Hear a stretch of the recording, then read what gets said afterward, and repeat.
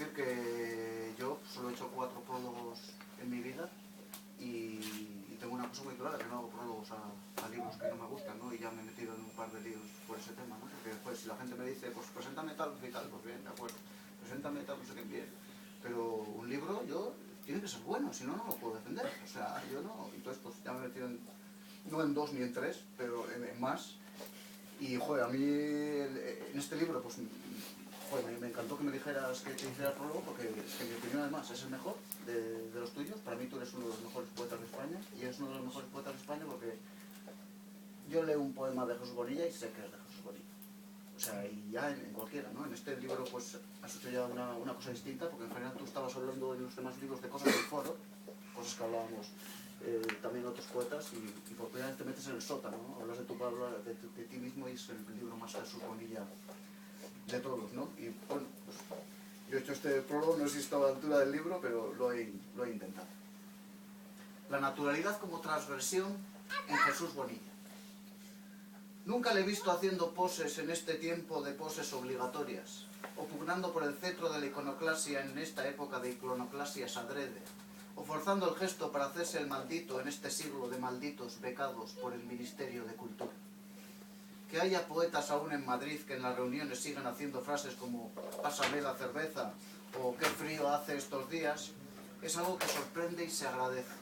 Quiero decir, poetas que siguen entendiendo que la borrachera que eleva y dignifica al poeta es la borrachera en la palabra, que la extravagancia más provechosa en literatura es la que se hace frente al portátil, que la mejor manera de hacer el pino, si es que procede, es la que se hace frente al papel en blanco. De ahí que suelo hacer esta afirmación nada arriesgada.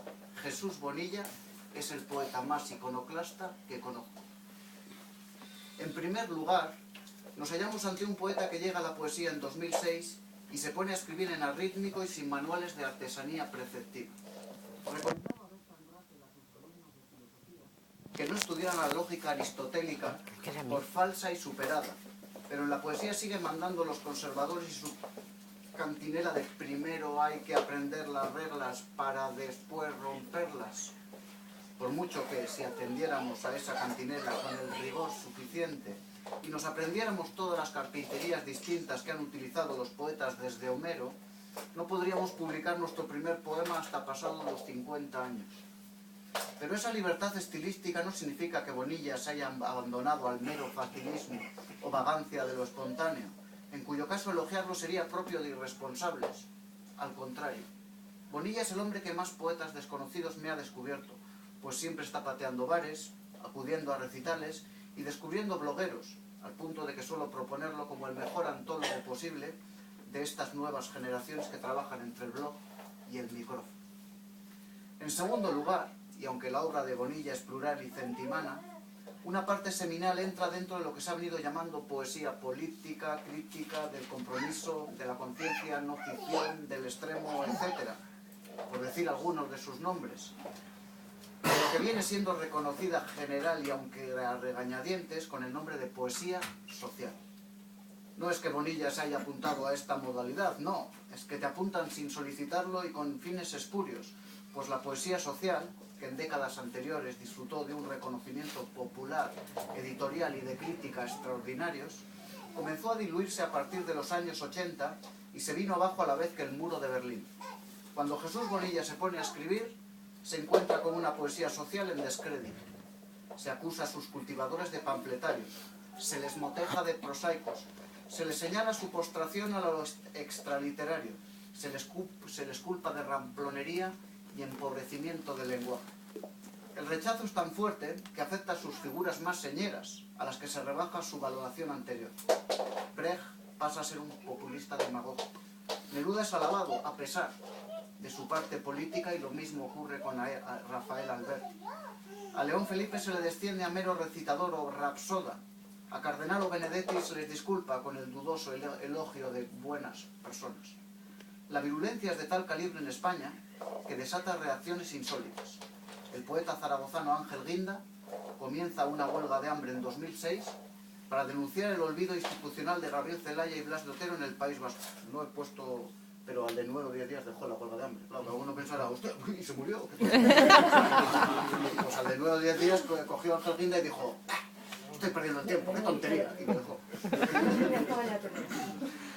Lectores del País encabezan una recogida de firmas para protestar por la ausencia de Celaya en una antología de los mejores 30 poetas en español del siglo. Y hasta el propio Jim Ferrer, un poeta que cultiva poéticas muy alejadas de estos autores, declara: el olvido que está sufriendo la poesía de Blas de Otero es una vergüenza. En tercer lugar, la poesía social que hace Jesús Bonilla, cuando la hace, es una poesía muy alejada de la que se viene y se venía haciendo. Una poesía que sacrifica el mesianismo en favor de una poesía menestral y decidora. Mientras parte fundamental de la poesía social al uso, aquella que más triunfaba, se escribía desde un yo-nosotros protagonistas y representativos, el del poeta que, olvidando su pequeñez y las tiradas de 500 ejemplares que, como mucho, alcanzan sus libros, se erigía en Salvador del Orbe y, como si hablara desde un púlpito, hacía frases del tipo: escribo para cambiar el mundo, o escribo por los sin voz, pasando a escribir por sistema contra todas las injusticias del planeta, lo mismo el agujero de ozono, que el maltrato de perros, que el último levantamiento paramilitar en algún poblado situado a 15.000 kilómetros de distancia. Bonilla crea un poeta original dentro de las poéticas de su mismo tipo. Quiero detenerme en este punto porque me parece esencial. Desde la publicación del Forro, menú del día a día, pasando por Ovejas esquiladas que temblaban de frío, Bonilla construye un yo adelgazado, familiar, recoleto, con una conexión sujeto-objeto sencilla y no autoritaria, que huye tanto del héroe como del antihéroe y forja una mirada como de ojo cercano y entreabierto.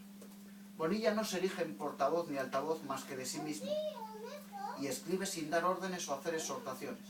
Para entendernos, en nadie como en él ve una adecuación perfecta de los medios a los fines, pues la poesía social de la tradición era una poesía, en palabras de un verso célebre de Neruda, escrita con la voluntad de un canto con explosiones.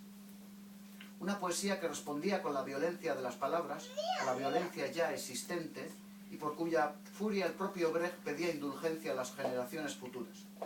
Escribir por la paz con versos de guerra, solicitar justicia con rabia y cólera expresivas, exigir la palabra a gritos, insultar para llegar al no insulto, amenazar para llegar a la no amenaza, tal era la poesía social prototípica. Bonilla, en cambio, y de ahí señalo su contracorriente, se aleja del poeta conductor y crea un poeta ciudadano. Prescinde de las llamadas generales y utiliza la ironía y la paradoja. Pone freno al patetismo y se aleja del lenguaje de la provocación. Abandona los usos carnivoristas y elige los herbívoros. Así como el poema de Blas de Otero dice: definitivamente cantaré para el hombre, Bonilla, más concreto, canta para Susana, para Emilio, para Lourdes. Parece decirnos: mirad, solo soy Jesús Bonilla, pero insisto, los fuertes aplastan a los débiles.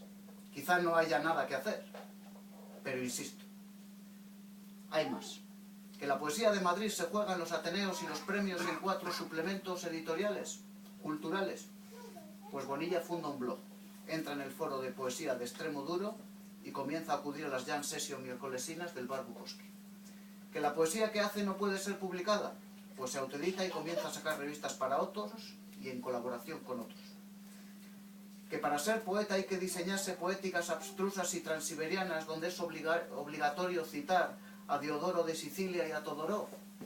Pues Bonilla sigue escribiendo, como él dice, porque me sale de los huevos, con un método ametódico que solo se atiene a sus estados de ánimo. Que en los recitales triunfan los poetas con recursos orales amplios y poéticas de la comicidad. Pues Jesús, a pesar de que es un recitador notable, sale al micrófono y dice: perdón, yo tengo un defecto, es que no sé recitar. Con estos ingredientes, la historia de Bonilla debería haberse asemejado a la de ese gato que se apresta a cruzar una autopista de 5 carriles en su hora punta, y no a la del reciente finalista del Premio Nacional de Poesía. Bueno, reciente ya hace un año. Pero es que desde que me mandas el prólogo, macho. Pero ocurre que este poeta gato es un gran poeta, alguien que domina lo conceptual y cuenta con un sentido rítmico progresivo, un hombre que procede por decantación y, mediante una labor de arel y tijera, consigue relámpagos de verdad como panes y peces, belleza desnuda y sencilla y casi nunca alegre. Esa misma crudeza que nace de la entera honestidad en la persona y en el poema, le hizo decirme hace unos meses, cuando me habló de mi padre el rey: es que tengo un problema con este poemario, Batania. ¿Qué problema? Que no se entiende. Vaya problema. Tenemos a media poetambre buscando entusiasmada la oscuridad y Jesús se incomoda porque no se entiende. ¿Y cómo se iba a entender la muerte de un padre en alguien tan cargado de sensibilidad como un poeta? Consigno este detalle para insistir una vez más en la falta de impostura de Bonilla y también como testimonio de los elementos distintivos que aporta mi padre el rey, el menos característicos de todos los del autor, por lo que tiene de fragmentario y abierto a la mirada del lector. Un libro que anuncia un cambio hacia mayores conquistas del lenguaje. Pero este cambio de tuerca, insisto, no ha sido buscado, sino encontrado, porque Bonilla, como suele decir en algunos recitales, tomando una frase del cocinero Ferran Adrià, cuando cocino, no pienso. Es el poeta en crudo, el aborigen del verso, el que defiende su naturalidad y huye por igual del esnovismo en la persona y el fetichismo en el poeta. Creo que por eso lo admiro tanto, porque yo mismo soy víctima de muchas de estas inercias que vengo denunciando en este prólogo, espero que no de todas, y me sorprende y agrada la fidelidad a sí mismo y la supervivencia libro a libro de este poeta. Bonilla ha prescindido de todas las poéticas y manejos espectaculares, eclécticos y bienvenidos por la mayoría. Aquellos que consideran que existe algo de mágico y genial en la confusión de la mente e interpretan la poesía como una embriaguez del espíritu, y se ha recluido en poéticas de la crudeza, aun sabiendo que desde el romanticismo el poeta que escribe sobrio y va en busca de la verdad es acusado de plano y pedestre. Por eso sostengo que Bonilla es el poeta más a la contra que conozco, el más transgresor, el más iconoclasta.